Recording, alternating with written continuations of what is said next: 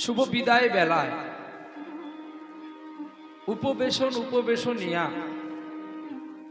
সকল কৃষ্ণ অনুরাগী, সকল গৌর অনুরাগী, ভগবত প্রেম মাধুর্য অনুরাগী সকল কৃষ্ণ ভক্ত গৌর ভক্তের চরণে আমার কোটি কোটি দণ্ডবত প্রণাম। ধূপটা সরিয়ে দাও।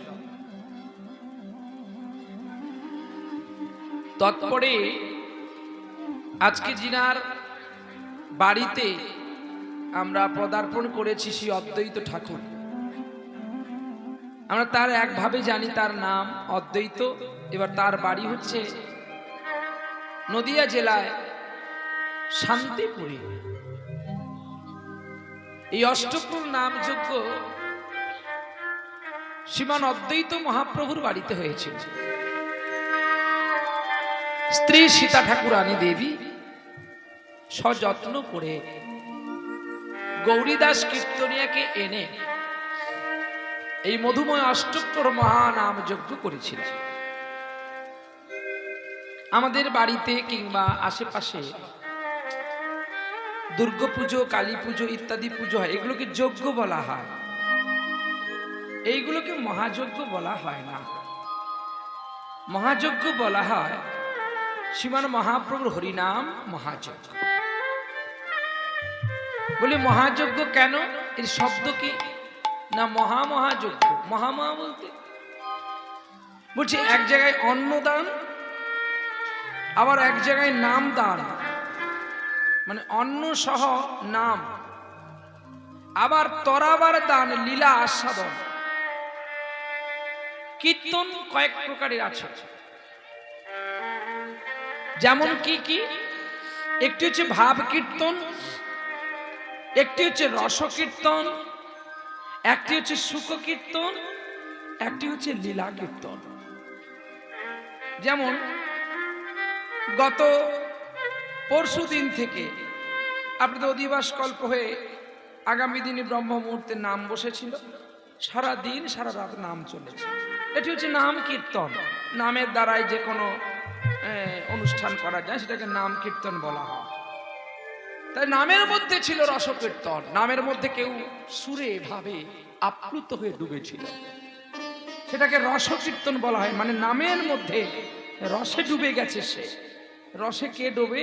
রসগোল্লার গামলাতে দেখবেন যখন রসগোল্লা পড়ে থাকে তখন তাকে দেখতে সুন্দর লাগে। ওইখান থেকে যখন প্লাস্টিকে ভরে না হয় তখন তাড়াতাড়ি করে তাকে সেবা করে নিতে হবে, নাহলে কিন্তু ওটা নষ্ট হয়ে যেতে পারে। ঠিক তদ্রূপই যখন ভক্ত ভগবানের নাম গান গাইতে গাইতে রসে ডুবে যায় তখনই সে রসগোল্লা হয়ে যায়। আর তৎক্ষণাৎ সেই রসগোল্লাকে তুলে ভগবানের কাছে নিবেদন করা একান্ত কর্তব্য। সেই ভাব রস যেন গোবিন্দের চরণে যায়, তবে তুমি হবে রসকীর্তনিয়া। তাহলে ভাব রস নাম। এবারে আসলো কে? এবারে আসলো লীলা কীর্তন। যেমন আজকে নামের অন্তিম, এবারে মধ্যাহ্নকালে অন্নদান, গোবিন্দের ভোগরাগ হলো, এবারে আমাদের লীলা কীর্তন আস্বাদন করতে হবে। এটিকে বলা হয় মহাযজ্ঞ। এই মহাপ্রভুর নাম আমরা বাড়িতেও করতে পারি, কিন্তু যজ্ঞ হবে কি? যজ্ঞ হবে, কিন্তু মহাযজ্ঞ হবে না। বলে কেন? না মহাযজ্ঞ করতে গেলে আপনাকে ব্রাহ্মণ বৈষ্ণব অতিথি দান করতে হবে, তাদেরকে অন্ন দান করতে হবে, বস্ত্র দান করতে হবে, তবেই হবে দানযজ্ঞ মহাযজ্ঞ। যাই হোক না কেন, যে যেমনটা পারছে ছোট করেও করছে। তাহলে চৈতন্য মহাপ্রভু এই যে কলিযুগে বিধানগুলো দিলেন, এর দেওয়ার অগ্রেতে আজকে আপনার জিনার বাড়িতে এসেছেন। তিনার বাড়ি কিন্তু শান্তিপুরে ছিল। আজকে হয়তো কোনো ক্রমে উনি টাকা আছে বলে জায়গা কিনে মহাড়ে জায়গা করেছে, সবং থানার অন্তর্গত পশ্চিম মেদিনীপুরে, কিন্তু উনার বাড়ি কিন্তু আমাদের শান্তিপুরে, আমাদের নদিয়া শান্তিপুর। বলে নদিয়া শান্তিপুরে কেন অদ্বৈত জন্ম নিয়েছিল? না অদ্বৈতের জন্ম শান্তিপুরে কেন হলো? না শান্তিপুরে অদ্বৈত শান্তি দেবেন বলে তিনি এসেছিলেন। আপনার মহারে কিন্তু অশান্তি আছে, কিন্তু আমার শান্তিপুরে অশান্তি নাই। বলবেন কেন? না এইখানে অশান্তি আছে। দেখবেন আপনি যাকে দিতে পারবেন তার ভালো, আপনি যার দিতে পারবেন না তার মন্দ। আপনি কাউকে টাকা ধার দিয়েছেন তো, সেই টাকাটা যদি আপনি চাইতে যান, যদি আপনি বলে দেন যে আমি তোর কাছে টাকা নেব না, তখন ও মানুষটা বলবে এই মানুষটার মতো ভালো নয়। আর না হলে যদি আপনি টাকাটা চান, তখন ও বলবে এই মানুষটা বড় ঢপবাজ, ঠকবাজ, ঠকিয়ে ঠকিয়ে মানুষকে পয়সা নেয় বলে। আরে আমার কত প্রিয় বন্ধুরা বলে, আমার কত প্রিয় বন্ধুরা বলে, যাদের অসময় কিছু ছিল না, আমি যাদের হেল্প করলাম, আজকে তাদের টাকা চাইছে, তারা আমাকে বলে এটা ঠকবাজ, এটা ভণ্ড, এটা কি বলে, নানান কথা বলে আমাকে বলে, কারণ অর্থ দিতে হবে। যে প্রকৃতপক্ষে বন্ধু সেটা নয়। বন্ধুকে না অখিল ভুবন হরি হরি রসবাদর, বন্ধুটাকে দেখো। এত জোরে কথা বলছি।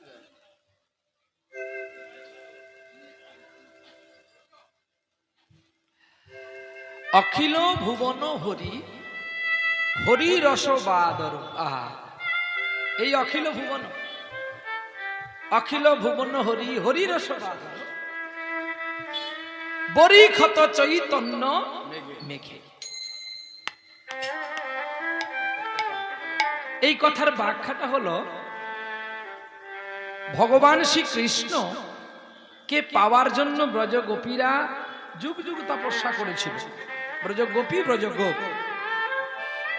ঠিক তেমনি আমার মহাপ্রভু কলিযুগে আসার পূর্বে কত মানুষ চেয়েছিল পাখির মতো, চাতক পাখি। আপনারা দেখেন না, এক একটা পাখি আছে চাতক পাখি, যে শুধু বৃষ্টিকে আশা করে বসে থাকে, অন্য কোনো জল সে পান করে না। বরিক্ষত চৈতন্য মেঘে, মেঘে বৃষ্টি হলে পাখি, চাতক পাখি ওই বৃষ্টিটা পান করে সারাটা দিন বেঁচে থাকে, সারাটা জীবন বেঁচে থাকে মেঘের বৃষ্টি পানি দেখে। তাহলে ঈশ্বর কিন্তু চাতক পাখির জন্য বৃষ্টি দেয়। এই যে যখন তখন বৃষ্টি দেয় বলে আপনারা ভাববেন না যে আমাদের নাম যোগে ভগবান বৃষ্টি দিচ্ছে, ভগবান বোধহয় দেখতে পায় না। অনেকেই আছেন বলছেন যে ঠাকুর এতদিনে কত কষ্ট করে প্রহ্লাদ বাবুকে আনলাম, তার সম্প্রদায়কে আনলাম, নাম যজ্ঞ করলাম, কিন্তু আমাদের কেন বৃষ্টি হচ্ছে? তাহলে প্রহ্লাদ বাবু ভালো না, সেটা আপনারা বলতে পারেন আমি ভালো না, কিন্তু বৃষ্টিটা শুধু আপনার যজ্ঞকে লক্ষ্য করে দিচ্ছেন কৃষ্ণ তা নয়। ওই যে চৈতন্য, বরিক্ষত চৈতন্য মেঘে, চাতক পাখি যত, চাতক পাখি যত, পিবি পিবি অবিরত অবিরত। চাতক পাখি যেমন চেয়ে থাকে বৃষ্টির ন্যায়, ভক্ত তেমনি চেয়ে থাকে কখন কৃষ্ণ নাম হবে, হরি নাম হবে। আহা, চাতক পাখির মতো চেয়ে আছে। কেউ কেউ ভাবছে গোবিন্দ একটু বৃষ্টি বন্ধ করো, তাড়াতাড়ি একটু কীর্তনে আস্বাদন করি। বরিক্ষত চৈতন্য মেঘে, বরিক্ষত চৈতন্য মেঘ দুটো, একটা মেঘে বৃষ্টি হয় আর একটা মেঘে বৃষ্টি হয় না। মেঘ কয়টি? দুটি। যেমন মেঘ উঠেছে, আজকে বৃষ্টি হলো, কিন্তু আমাদের মনে যে মেঘটা উঠেছে এতে বৃষ্টি হয় বাবা? আমাদের কুবাসনার মন কি করে নাম যজ্ঞ করতে এসে পোস্ত প্যাকেটটা নিয়ে পালিয়ে যাব? কি করে নাম যজ্ঞ করতে 2 প্যাকেট সিগারেট নিয়ে পালিয়ে ফাঁকে বসে বসে খাবো? এটা হচ্ছে কুবাসনার মেঘ। এই মেঘে কখনো বৃষ্টি আসে না। বৃষ্টি আসে এই মেঘে হরিরস বাদর। হরিরস যেদিন আমাদের উদয় হবে, বরিক্ষত চৈতন্য মেঘের যেদিন উদয় হবে, চাতক পাখি সেদিনই রস আস্বাদন করতে পারবে। যেমন আজ আপনারা চাতক পাখির ন্যায় কতক্ষণ থেকে বসে আছেন, এই অধমের কাছে একটু হরি কথায় আস্বাদন করবেন। হরিরস বাদর চৈতন্য মেঘে, চৈতন্য মেঘে। ঠিক তেমনি আমরাও আজ হরিরস পান করবো চাতক পাখির মতো গোবিন্দ। তাই আজ আমাদের মনে এই শান্তিপুর জাগালো মাননীয় গৌর হরি ঘড়ি মহাশয় তার অক্লান্ত পরিশ্রমে অর্থ দিয়ে আজ এই মহাযজ্ঞ করেছে। এই যজ্ঞের মধ্যে অনেক ভুল হয়েছে বা হচ্ছে, কেন যে করে সেই তারই তো ভুল হয়, আর যে করে না কোনোদিন দেখবেন তার কোনোদিন ভুল হয় না। অতএব মহাযজ্ঞের ভুল আমাদের কারোর ধরতে নেই, সেগুলো আমাদের সবাইকে একচিত্ত করে মেনে নিয়ে কর্তব্য করণীয় উচিত। এই দেখুন না, মাননীয় গৌরহরি বাবু, অদ্বৈত বাবু তিনি কর্ম করতে পুরোটা পারবেন না বলে আপনাদের মতো অনেক ভক্তকে ডেকে বলছে আমার এই যজ্ঞটাকে তোমরা সম্পূর্ণ করো। কি বলেনি? গ্রাম ডেকে পাড়া ডেকে অনুষ্ঠান করার আগে আপনারা সারা রাত ধরে সবজি আমিনা করছেন, সারা রাত ধরে পূজারি রান্না করছে, আর আমাদের দুষ্টু ছেলেগুলো সারা রাত উৎপাত করছে। পূজারি ঠাকুর বলছে এ বাবু এদের জন্য আর আমরা ঘুমাতে পারিনি, এই সামনের বছর থেকে এই কীর্তনীয়কে বাদ দিয়ে অন্য কীর্তনে আনবি। হ্যাঁ, সে অন্তর থেকে বলেনি, মুখে বলছে, মানে ওনার যে ভালোবাসা। আমি এসেছি সঙ্গে সঙ্গে উনি বলছে বাবাজি আমি তোমার জন্য অন্নপ্রসাদ রেখে দিয়েছি, তুমি দুটো পেয়ে নিও বাবা। বাহ, এই যে হরিরস, এই যে হরিরস আপনারও একচিত্ত হয়ে আজকে অদ্বৈতকে হেল্প করে তার এই অনুষ্ঠানকে আনন্দ করছেন, এটাও পাওয়া বড় ভাগ্যের ব্যাপার। নিতাই গৌর প্রেমানন্দে হরি হরি বল। সারাটা রাত এখন মানুষ পয়সার দাস হয়েছে, কে তোমার বাড়িতে কৃতজ্ঞতার মতো থাকবে? কিন্তু না, আজকে গৌরহরি বাবুর যে পুণ্যটা না হলো, আপনারা যারা কর্মী, এই যজ্ঞের কর্মী যারা, আমি সেই কর্মী বলছি না যে গৌরহরি বাবুর চাকর, আমি সেটা বলছি না। আমরা যে মহাপ্রভুর কর্মী, মানে মহাপ্রভুর অনুষ্ঠানকে যে সম্পূর্ণ করার জন্য আমরা যে কাজ করছি, আপনারা অনেকটা নিয়ে যাবেন গো, অনেকটা পুণ্য নিয়ে যাবেন। আর সবচেয়ে বেশি পুণ্য পাবে কে জানো? যে উচিষ্ট পাত্রগুলো তুলবে, সেই তো বেশি পুণ্য পায়। হরিরস তো তার মধ্যেই আসে। তাই আমার চৈতন্য মহাপ্রভু এই কলিকালে নবদ্বীপের বুকে জন্ম নিয়েছিল কেন জানেন? রাধার চিত্ত প্রেম পরিশোধ করার জন্য। একটা কোনো পালা গাইলাম, ওটা কীর্তনের মধ্যে আসে না, আমরা করি সেটা আলাদা প্রশ্ন। কীর্তন 8খানা, মহাপ্রভুর অষ্টকালীন লীলা বিশিষ্ট কীর্তন, এগুলোকে কীর্তন বলে। আমি একটা গল্প জানলাম, বলে দিলাম, এটা ভালো গাইছে রে, দারুণ কীর্তনে, এটা কীর্তনের মধ্যে নয়। কীর্তন 8খানা, মহাপ্রভুর অষ্টকালীন লীলা, রাস, কুঞ্জবর্ণ, উত্তর গোষ্ঠ, গোষ্ঠগমন, সূর্য পূজা, কলন্তরিকা, মাথুর মান, এইগুলো হচ্ছে গোবিন্দের লীলাবর্জ। এবং ভাগবতীয় কথা যদি কেউ বলে সেটা আলাদা প্রশ্ন। আমি বললাম না, কীর্তন অনেক প্রকারের আছে, তো যে যেমন পারে করুক, ভগবানের নাম গান করে সেই দুটো পেট চালাচ্ছে চালায়, কিন্তু কারোর সমালোচনা করা ব্যাসাসনে দাঁড়িয়ে আমার উচিত নয়, বা কেউ যদি করে তারও করা উচিত নয়। কেন? আমরা সবাই তো ভগবানের চাকর। আমিও তো একদিন মারা যাব, তুমি একদিন মারা যাবে, অযথা কেন নিন্দা করো ভাই? দীনকৃষ্ণ ঠাকুর কি বলেছে, আমি কেন তার নিন্দা করতে যাব? পদ্মপলাশ কি বলেছে, আমি কেন তার নিন্দা করতে যাব? সুমন বাবু কি বলেছে, যিনি সাগরের মানুষ, তার কথা কেন সমালোচনা করতে যাব? অন্যের দোষ ধরার আগে নিজের দোষ ধরাটা আমার একান্ত কর্তব্য। অতএব আমি কি বলতে পারবো আমার ভগবানকে জানাই, আমার ভক্তকে জানাই যে তোমরা আমাকে সুমতি দাও, যেন আমার এই পাপিষ্ঠ বদন দিয়ে সুন্দর অমৃত কথা তোমাদের কাছে আমি পরিবেশন করতে পারি। এটা হলো বৈষ্ণবের লক্ষণ, এটা হলো সাধুর লক্ষণ, এটা হলো ত্যাগীদের লক্ষণ। লক্ষণ কখনো তাদের নয় যে পরের মানুষের নিন্দা করে, সে কখনো ভালো গুণের মানুষ হতে পারে না। আপনারা দেখবেন যারা যাত্রার অভিনয়, থিয়েটারের অভিনয়, যাত্রা খলনায়ক অভিনয় করে, তারা কেবলমাত্র এই যাত্রার মঞ্চটাকে, এই যাত্রার অভিনয়ের মঞ্চ থেকে কেবলমাত্র যাত্রা পার্টির মালিককে ভালো পুরস্কার দেওয়ার জন্য, মানুষকে আনন্দ দেওয়ার জন্য ওই মানুষটা একটা নোংরা কাজ করতে চলে, কিন্তু বাস্তবে মানুষ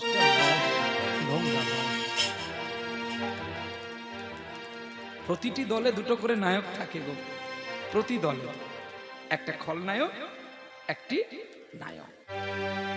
নায়ক দেখতে সুন্দর বলে, তার রোলটা ভালো বলে আপনি ভাববেন না তার চরিত্রটা ভালো।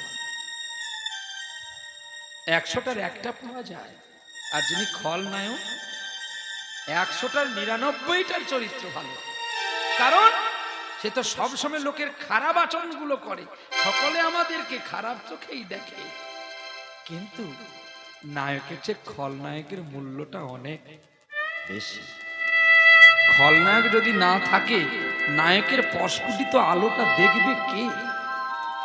তাহলে আজকে যদি খলনায়ক জগাই মাদাই না হতো, তাহলে আমার গৌর যে চৈতন্য মহাপ্রভু ভগবান ও ঐশ্বর্য কেউ জানতে পারত?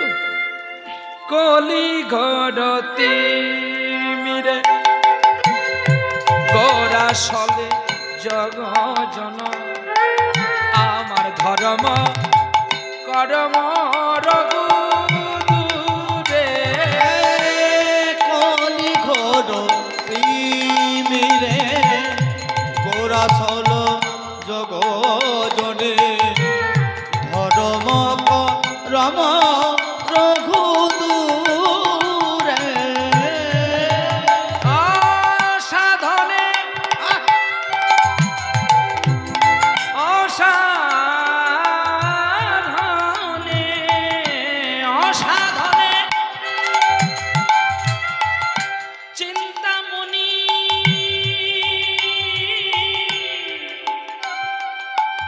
আজ বিধি মিলাইল ও রে অসাধনে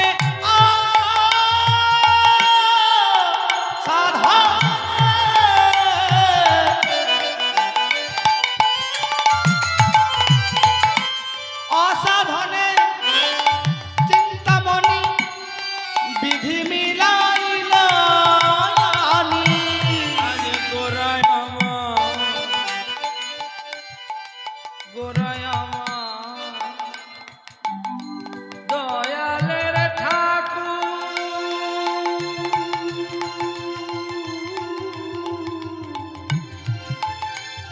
আজ গোরায় আমার বড় দয়ালের ঠাকুর হরি গোরাই আমার দয়ালে ঠাকুর, গোরাই আমার দয়ালে ঠাকুর। ভাইরে আর হবে না, ভাইরে আর হবে না।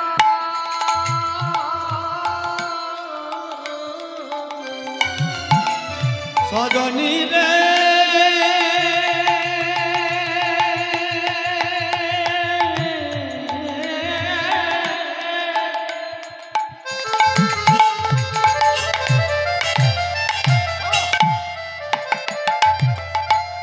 প্রাণ সজনী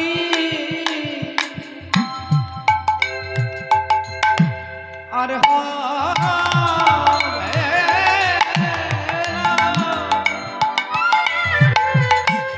আর হবে না।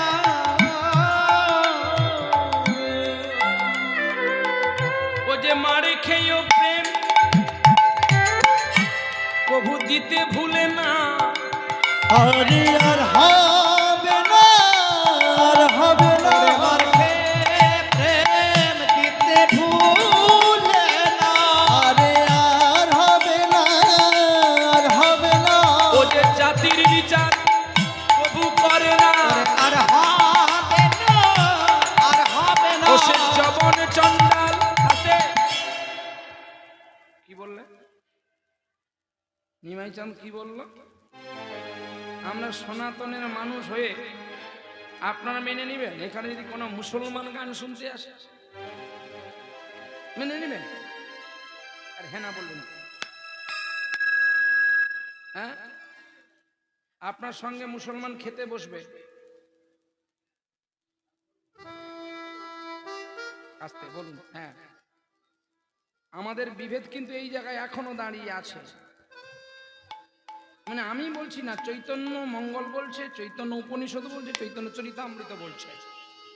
এখন মুখের কথাই মানছেন। বলুন, ব্রাহ্মণকে আর বৈষ্ণবকে আর মুসলমানকে এক আসনে খেতে দেওয়া হবে, মানবে?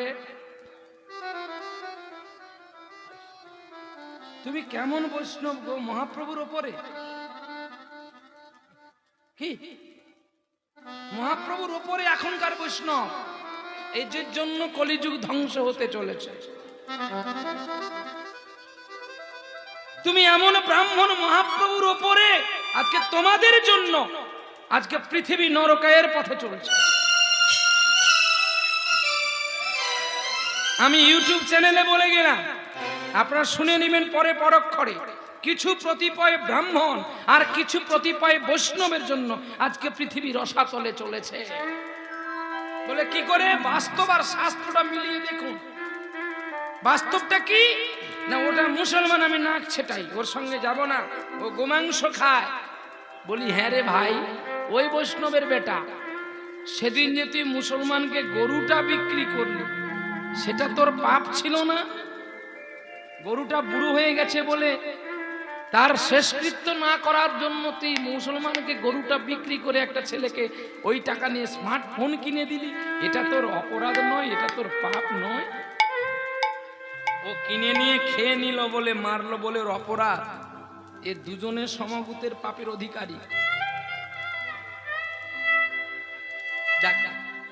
প্রমাণ চন্দ্র আর তারা আর বৃহস্পতি। তাহলে চন্দ্রের গুরুদেবকে বৃহস্পতি। শুধু চন্দ্রের গুরু নেই, আমাদের দেবতাদের গুরু হচ্ছে বৃহস্পতি। তাহলে বৃহস্পতির গুরুদেবকে স্ত্রীকে তারা, আর তারাকে লোক বললো কে? চন্দ্রদেব। তাই অভিশাপ দিল দেবগুরু বৃহস্পতি, তুমি দিনে দিনে তুমি ক্ষয় হয়ে যাবে, তোমার আর অস্তিত্ব কোনো থাকবে না। তুমি গুরুপত্নীকে হরণ করেছো, এত তোমার স্পর্ধা। যদি দেবাদিদেব মহাদেব না থাকতো, আরো 27 জন স্ত্রী গিয়ে যদি না দেবাদিদেব মহাদেবের কাছে প্রার্থনা জানাতো, তাহলে চন্দ্রকেও আজকে আমরা আকাশে দেখতে পেতাম না। আকাশে চন্দ্রেরও অপরাধ আছে, তাহলে বৈষ্ণবের থাকবে না, ব্রাহ্মণের থাকবে না, এটা ধরা যায়? এটা বাস্তব আর শাস্ত্র দেখো। আর এদিকে দেখুন এই শাস্ত্র কি বলছে।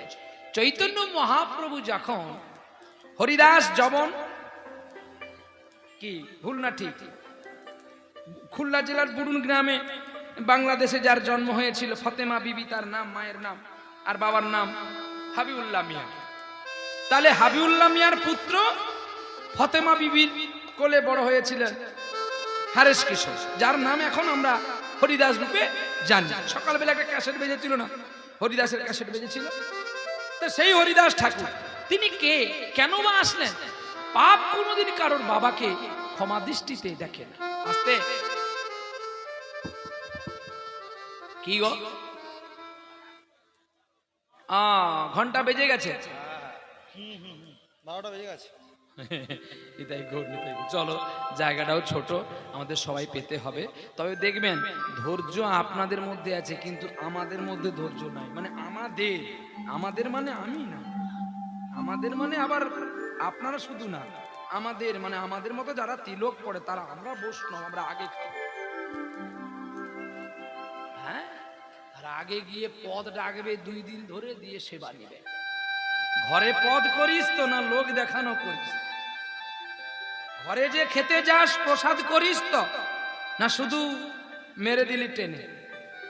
হ্যাঁ, কে প্রতিদিন প্রসাদ করে খেতে জানেন? বর্ধমান শিখণ্ডে একটি ছেলে, যাকে মহাপ্রভু বলছে তুমি বাড়ি ফিরে যাও, বাড়ি গিয়ে বিবাহ করো, আর বিবাহ করার পরে তোমার গর্ভে, তোমার স্ত্রীর গর্ভে একটা ছেলে আসবে, যে সারা বিশ্বকে তামিয়ে পাগল করে তুলবে, যার নাম হবে ভক্ত ও রঘুনন্দন।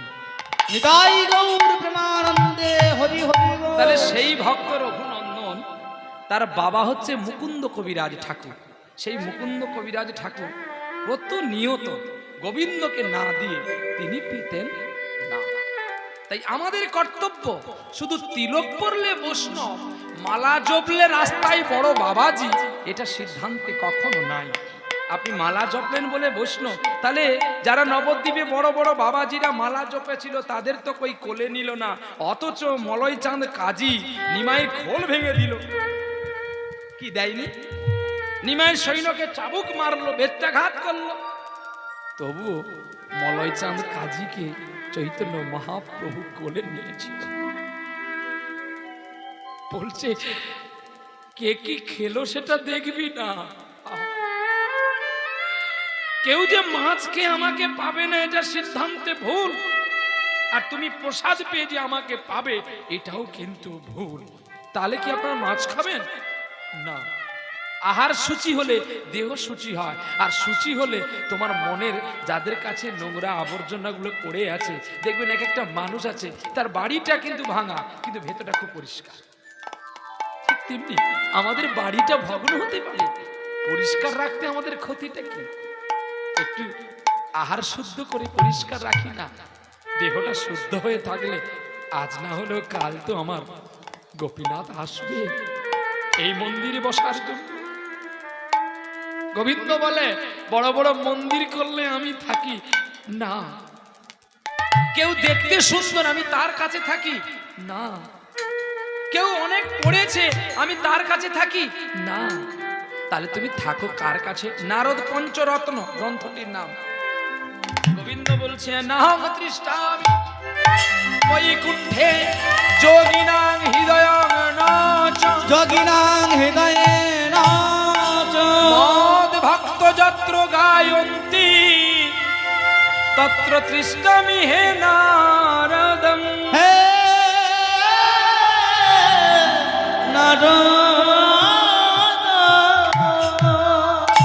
বলছে হে নারদ, আমি গোপীদের নাং তৃষ্ণামি মানে আমি বৈকুণ্ঠে থাকি না, যোগীরা যারা যোগ করে তাদের কাছে থাকি না। আর কাদের কাছে থাকি না জানো? গোপী মানে যারা খুব দেখতে সুন্দর। রাধারানী মনে অহংকার করেছিল, আমি রাধার পায়ে ধরলাম তবু তার মান গেল না, তাই আমি ব্রজ ছেড়ে পালিয়ে গেলাম।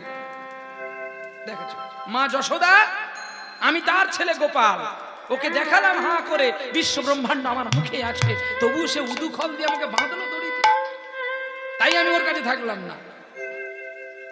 আমার আমার নিজের ঔরজাত ছেলেগুলো যদু বংশ, ওরা ঋষির কাছে গিয়ে ভেতরে মুসুল পুরে নিয়ে বলছে আমার পেটে কি আছে দেখ।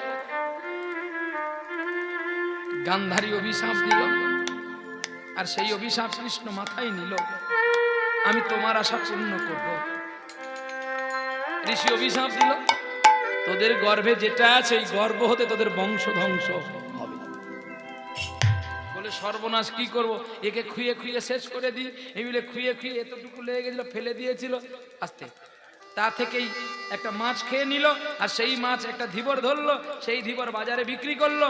একটা মানুষ সবর মানুষ কিনলো, পেট চিরে যখন দেখেন একটা লোহার পাতি, তাকে তীরের মুখ করলো, আর সেই তীরে যদুবংশের ধ্বংস কে হলো মনে আছে তো?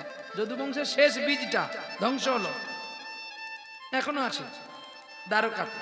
দ্বারকা থেকে অনেকটা প্রায় 340 কিলোমিটার হবে আপাতত, আরব সাগরের নিকট, যেখানে আরব সাগরের জল এতটা লবণার্থ, কিন্তু কৃষ্ণকে যেখানে মৃত্যুদণ্ড দিয়েছিল জরাবেদ সরজ নদী, সেই নদীর তীরে এখনো সেই বৃক্ষটি আছে। সেই বৃক্ষতলায় কৃষ্ণ বসেছিলেন, জরাবেদ তাকে মেরেছিলেন। ওই বাম পায়ের কনিষ্ঠ অঙ্গুলিতে তীর মারতেই ওই জরাবেদের মৃত্যু হয়েছিল, মানে জরাবেদের হাতে কৃষ্ণের মৃত্যু হয়েছিল। আর তার দেহ আত্মসমর্পণ করেছিলেন একমাত্র পাণ্ডব বংশের অর্জুন, শেষকৃত্য করেছিল। সেইখান থেকে জগন্নাথের রূপ, চারি ধামের এক ধাম, আমাদের কলিযুগের এক ধাম কিন্তু পুরী, দীঘা না, পুরী। টাকা দিয়ে আপনি বানাতে পারেন, সেটা কেবলমাত্র আপনার ফেস্টনে কিংবা বোর্ডে লেখা থাকবে ধাম, কিন্তু পিঠাকে ভাত বললে কেউ মেনে নিবে? আর ভাতকে পিঠা বললে কেউ মেনে নিবে? ভাত খেলে মানুষের অ্যাসিড কম হয়, পিঠে খেলে মানুষের অ্যাসিড হয়, কিন্তু কেন? তার কারণটা ওখানে, ভাত করলে তার মাঠটা ফেলে দেওয়া হয়, আর পিঠে করলে মাঠটা তার সঙ্গে থাকে। ওই প্রোটিন খাবারটা খেতে গেলে তো বডিটা ঠিক করতে হয়, তাই না? অর্থাৎ পিঠে হলো পুরী, ভাত হলো দীঘা। যার নাই টাকা এত দূর যাওয়ার, দীঘাটা দেখে শান্তি পা, কিন্তু এটা ধাম না, ধাম পুরী। কেন? আজকে আপনার প্রমাণ করবেন, দীঘার প্রসাদ আজকে খাবেন, কালকে আমি গাড়ি দেব, আমার গাড়ি নিয়ে আপনি চলে যাবেন পুরীতে গিয়ে, দুটো প্রসাদ একই সঙ্গে এক পাতায় খাবেন। মেশিনে দিয়ে টেস্ট করে নেবেন যে প্রসাদের পাওয়ারটা কতটা। দীঘা যদি হয় জিরোর চেয়ে আরো জিরো, জিরোর চেয়ে আরো জিরো, আর পুরী যদি হয় হিরোর চেয়ে আরো। এই জন্য এখানে যে মহোৎসব হচ্ছে, এখানে একটু মহাপ্রসাদ ফেলে দেওয়া উচিত। বলে কেন না, আপনি তো প্রসাদ দেবেন বলে সবাইকে ডেকেছেন, কিন্তু সবগুলো কি আর নিবেদন হয়েছে বটে? হয় নাই। তাই সবগুলোতে একটু মহাপ্রসাদ দিয়ে দিলে আপনি মুক্তি পেলেন যে আমি সবাইকে মহাপ্রসাদ দিতে পারবো। কত বড় কথা দেখো, জগন্নাথ আজও জীবিত। আমেরিকার একজন বড় ডক্টর, তিনি নিজে এসেছিলেন মানে জগন্নাথ নাকি প্রাণ আছে, আমি দেখব। মন্দিরের সিংহ দরজা বন্ধ করে অনেক টাকা, যার পান্ডাদেরকে টাকা দিলে তারা তো নিয়ে চলে যাবে, তো তিনি বড় ট্যাটিস্কোপ নিয়ে জগন্নাথের বুকের মধ্যে লাগিয়ে দিয়ে, কানে মেশিন লাগিয়েছিলেন, টুকটুক আওয়াজ হতে হতে ডাক্তারটা অচৈতন্য হয়ে পড়ে গেল। চোখে মুখে জল দিয়ে তার চেতনা ফেরানো হলো। তিনি বললেন যে তোমারা জগন্নাথ আসলি হ্যাঁ। 12 বছর অন্তর জগন্নাথের নবকলেবর হয়। এই নবকলেবর জগন্নাথকে যিনি আত্মা দিতে যায়, তার চোখে কালো কাপড় বেঁধে তাকে নিয়ে যাওয়া হয়। আর সেই জগন্নাথ ঠাকুর যিনি আত্মা দিতে যায়, তিনি আর ফিরে আসেন না। এখনো ওই পুরী ধামে আছে নিতাই গৌর।